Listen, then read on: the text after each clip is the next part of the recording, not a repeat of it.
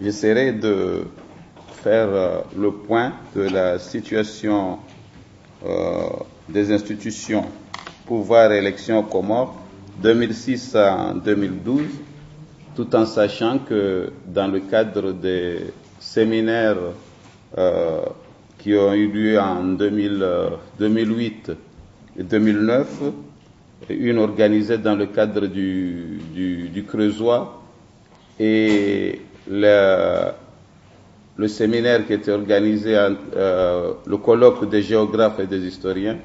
Donc j'avais présenté deux communications. La première communication dans le cadre du Creusois portait sur bréviaire de l'histoire des Comores de 1946 à 2006, qui est dans le site du Creusois. Donc, si vous allez dans le site, vous trouverez beaucoup d'informations sur les Comores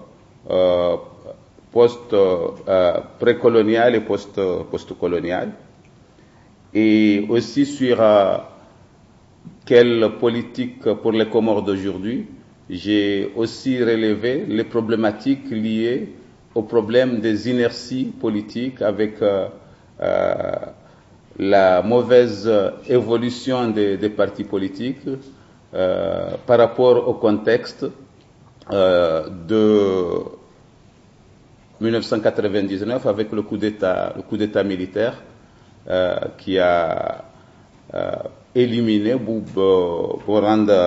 qui a rendu à néant l'existence des partis politiques et la suite qui en est suivie. Donc, ces deux communications sont très illustratives par rapport à ces questions pour gagner du temps et aller dans la situation actuelle des institutions et pouvoir et élection aux Comores. Donc, en 1999, il y a eu un coup d'État, bien sûr en sachant que de 1946 à 1975, les Comores ont connu deux statuts importants. Le premier statut, c'est le statut de l'autonomie restreinte avec la loi de fer de 1946, qui a fonctionné et qui a mis les Comores sous dépendance. Les Comores étaient sous dépendance de Madagascar. Cette phase a beaucoup servi négativement le développement des Comores, parce que les Comores à cette époque étaient considérées comme une province de Madagascar, avec toutes les conséquences que cela avait porté sur l'épanouissement et le développement du pays. Et puis, les années 60, il y a eu les indépendances. Au moment des indépendances, les dirigeants de l'époque ont jugé utile de rester toujours avec la France, et en se disant qu'avec le statut d'autonomie interne, ils allaient pouvoir s'épanouir et remplir la période, c'est-à-dire changer la période, le déficit qu'ils ont enregistré pendant la période 46 jusqu'aux années 60. Donc, c'est à partir de là, après 1960, l'autonomie interne a été installée. Mais en 1968, par rapport au mouvement international, les Comores ont évolué vers le processus de la décolonisation.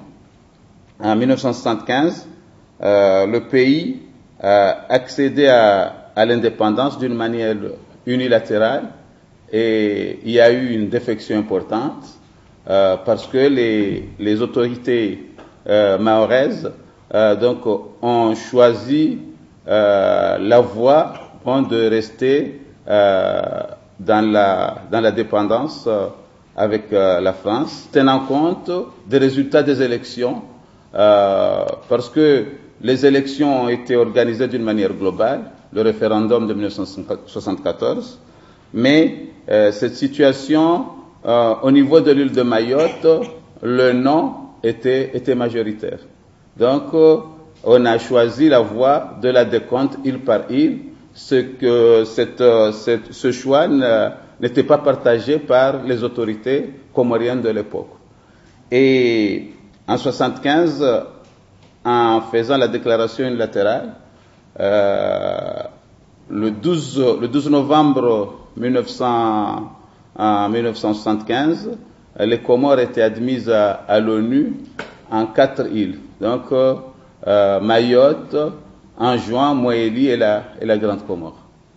Et depuis cette période, il y a un contentieux qui est là entre la France et les Comores sur l'île de Mayotte. Bon, cet aspect, je l'ai aussi évoqué dans les communications, et ça reste un point de litige, mais qui n'empêche pas les relations entre la France et les Comores d'évoluer. Et très récemment, dans les compétitions sportives, on a vu la participation de deux joueurs mahorais dans l'équipe nationale contre le Mozambique. Bon, mon collègue est là pourra témoigner de cet aspect. Donc, ce qui est quand même qui a été très apprécié positivement par l'ensemble de la population. Ce qui me ramène à dire que c'est par des dynamiques de ce genre qu'on pourrait même dépasser des problèmes politiques qui sont d'ordre idéologique, mais qui ramèneraient les îles vers une voie de développement. Je trouve que c'est parmi les pistes qui permettraient de pouvoir régler certains problèmes qui nous dépassaient et de sortir dans les sentiers battus des années 1975. Donc ça, c'est mon point de vue par rapport à la question. Par rapport aux institutions comoriennes, en 2001, face à la montée du séparatisme enjoinné, les Comoriens se sont retrouvés après plusieurs conférences à Moélie pour mettre en place des statuts appelés le statut de l'Union des Comores qui favorisait des institutions, l'autonomie des îles, mais aussi la tournante. La tournante et l'intégrité du territoire. Dans les faits, la tournante, c'était que au niveau de chaque île, on se disait que si chaque île arrivait à assurer la gouvernance de l'État, ça permettrait d'atténuer les problèmes de gouvernance. Et en 2001, on a pu conclure cet acte appelé Accord de Fomboni de février 2001. Et à partir de 2002, les Comores ont commencé à pratiquer cette nouvelle constitution qui plaçait chaque île avec son autonomie, mais dans l'Union des Comores. Donc, le pouvoir de l'Union devait gérer la diplomatie, la défense, la monnaie et tout ce qui était lié au pouvoir régalien de l'État. Et au niveau des îles, il devait gérer des éléments qui sont liés au pouvoir locaux, tout aussi en respectant, bien sûr, le cadre de l'unité nationale, ce qu'on appelait les fameuses compétences. Et dans les faits, En 2002, on a fait la première expérience avec l'élection du colonel Azali. Il avait fait le coup d'État, mais il avait fini par accepter d'intégrer l'ensemble des mouvements politiques comoriens, et ils se sont mis d'accord, on s'est mis d'accord pour que on exerce le pouvoir de la tournante, et ça a commencé bien sûr par la Grande Comore, qui est l'île la plus importante. Et à ce moment-là, des problèmes sont apparus au niveau des rapports entre le pouvoir de l'Union et le pouvoir au niveau des îles sur les compétences. Et l'Union, on avait tendance à comprendre que l'Union dominait les îles. Et cet malentendu a été maintenu de 2002 à 2006, parce que c'était pour 4 ans. Tous les 4 ans, le pouvoir devait tourner.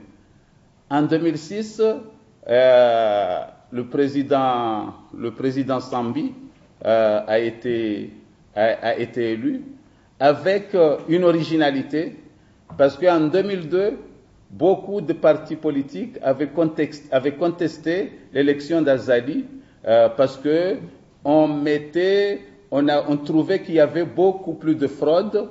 Le régime s'est servi du pouvoir, et certains candidats n'avaient pas participé à l'élection du deuxième tour, parce que le premier tour, c'est une primaire. La primaire était organisée. Et à partir de la primaire, certains partis ont jeté l'éponge en disant que Azali voulait confisquer le pouvoir, et Azali n'avait pas d'adversaire, donc il a été élu. Ce qui était différent en 2006, c'était le fait que Sambi, qui n'appartenait pas à un parti politique, mais c'est un tribun qui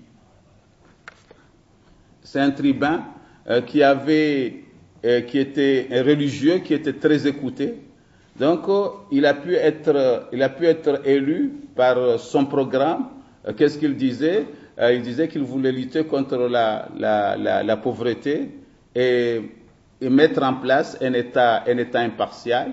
Donc, c'est par ce biais-là que beaucoup de Comoriens se sont rangés du camp de Sambi.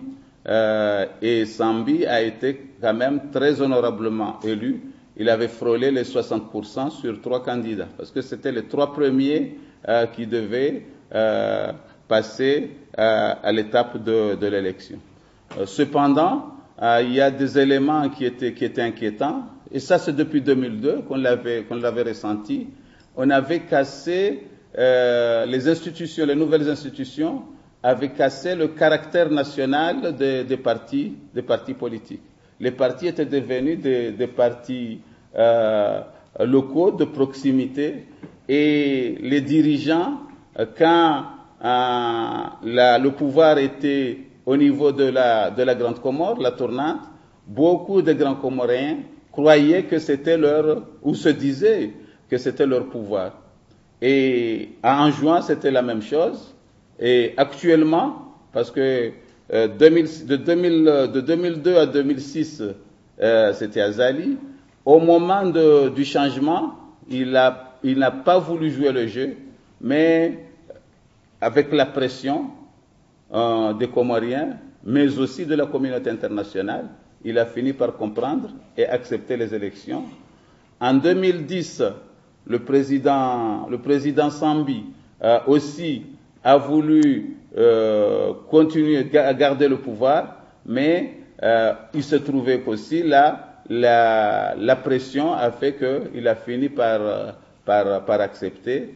Maintenant, le pouvoir est aux mains des Moéliens, donc de Ikilul, le président Ikilul, donc docteur en pharmacie. Voilà un peu sur le plan des institutions. Sur le plan de la gouvernance Sambi, ce qui est intéressant à voir, ça a permis de casser un certain mythe qu'on gardait vers vers des prêcheurs musulmans, hein, parce que Sambi a fait son mandat, mais dans les faits, il n'a pas pu résoudre le problème de l'habitat insalubre. Il n'a pas réglé le problème de la justice. Donc, maintenant, sur le plan de l'éducation citoyenne, les Comoriens commencent à comprendre qu'il ne s'agit pas d'être un très bon messager, un religieux, pour pouvoir résoudre le problème du pays. Ça ne suffit pas. Donc, de faire avancer les choses. Deuxième élément important, c'est que durant cette période, même si la tournante pose problème, mais on a pu échapper au coup d'État. Parce que depuis 2001, le pays n'a pas connu de coup d'État. Bien sûr, il y a eu le problème d'Anjouan avec le pouvoir local au niveau d'Anjouan, avec Mohamed Bakar, qui avait voulu créer une fronde, mais l'appui aussi de la communauté internationale a permis au pays de contourner ce problème. Actuellement, la situation est que il faudrait voir la manière d'améliorer le fonctionnement de nouvelles institutions. Et c'est dans ce cadre-là que le président Sambi, avant son départ, avait proposé une nouvelle architecture institutionnelle qui a diminué le nombre d'élections, parce que chaque année il y avait des élections, et les élections qui coûtent très cher, et l'État comorien n'était pas en mesure de financer les élections. Et quand vous liserez la communication, vous verrez l'exemple type des fonds qui ont été mis dans ces élections. Ça posait quand même beaucoup de problèmes. Mais à cette époque-là, en 2010, quand Sambi avait proposé sa réforme, beaucoup de gens étaient prudents, parce qu'ils croyaient qu'il voulait s'installer définitivement et confortablement au niveau du pouvoir. Et les mauvaises langues veulent dire aussi que parce que Sambi avait des liens très, très particuliers avec le président, avec le guide libyen, avec Kadhafi. Donc, on se disait aussi au niveau du pays que l'affaiblissement de Kadhafi a été un coup dur pour Sambi, parce qu'il était encadré directement, protégé par une garde prétorienne provenant de Tripoli. Et quand les problèmes ont commencé, là, il était obligé de se détacher des Libyens. Donc, ça, c'est des hypothèses qui sont avancées, mais la réalité, Sambi a fini par entendre raison, parce qu'il y a eu une forte pression de la communauté internationale et des partis comoriens, même s'ils sont devenus des partis des îles et non d'avoir l'impossibilité d'avoir un aura national, vu les caractéristiques de l'organisation des institutions. Donc voilà les éléments que j'avancerai dans le débat. Et puis revenir aussi sur la question des femmes aux Comores. Le Comore est un pays, j'ai aussi fait une contribution par rapport à cette question. Donc les Comores sont un pays musulman. Donc comme l'ensemble des pays musulmans, les femmes comoriennes sont des femmes qui intègrent bien le statut de la femme musulmane, caractérisée par la soumission totale à l'homme, mais aussi il y a aussi la polygamie. il y a aussi le poids des mœurs et traditions, comme le grand mariage. Donc, les femmes comoriennes n'arrivent pas encore à se détacher de ces inerties. Mais on constate de plus en plus qu'il y a des organisations des femmes qui sont beaucoup plus d'obédience de la société civile. Donc, il y a des organisations de femmes qui mènent des combats. Mais quand on regarde dans les organisations politiques, quelques femmes participent dans des actions politiques de grande envergure, mais la plupart des femmes restent inertes par rapport à une participation effective. Il y a quand même un début de lancement, mais beaucoup reste à faire dans une population, bien sûr, où 51% sont des femmes, où les mariages précoces sont aussi importants, avec un taux d'accroissement naturel de 2,7%. Donc, la réalité de la femme comorienne est au même diapason que le reste des sociétés musulmanes. Donc voilà, en résumé, les quelques éléments que je pourrais avancer dans ce débat, parce que plusieurs points qui ont été avancés par les collègues qui m'ont précédé, que ce soit au niveau de la Réunion, Maurice, Seychelles, sont identiques, parce que quand on voit la marche vers soit l'indépendance, soit la départementalisation, on a connu presque les mêmes itinéraires. Il y a des moments où il y a eu au niveau avant l'indépendance et après 93 un épanouissement important des mouvements politiques. 99, un coup près avec le coup d'État des militaires. Et aussi, on a connu la période de plusieurs coups d'État qui étaient menés par une seule personne, par Bob Denard. Donc, plusieurs coups d'État qui étaient faits dans le pays étaient directement patronnés par Bob Denard. Et on espère bien que cette phase est à placer dans les calendes de l'histoire. Mais beaucoup reste à faire en matière d'apprentissage démocratique. Voilà.